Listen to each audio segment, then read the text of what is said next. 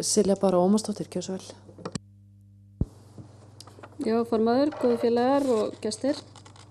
Ég ætlaði nú rétt að bara bregðast við þessari breytingu sem orðin á fyrstu málsgrein, þar sem að ég sendi inn breytingatillöguna til nefndarinnar sem að nú verið að breyta.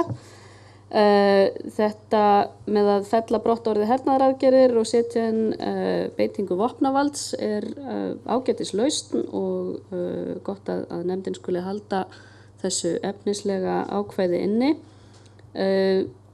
Þetta uppfyllir nákvæmlega kröfuna sem að ég hafði í huga þegar ég kynnti þetta ákvæði í fyrsta skipti, svona millilendinguna. Þetta myndi ég kjósa að Ísland tæki ekki þátt í og styddi ekki aðgerðir sem að fela í sér beitingu vopnavalds, en þessi millilending sem að ég kynnti, það sem að hugmyndin að þegar við erum ekki skuldbundin að þá sé það ekki eingöngu framkvæmdavaldið eða einn eða tveir einstaklingar sem að geta tekið ákvarðanir það hvort að Ísland styðji beitingu vopnavalds, hernaðaraðgerðir, beitingu ofbeldis á hendur ríki eða til dæmis ættbálki, þjóðernishóp, hvað að kalla.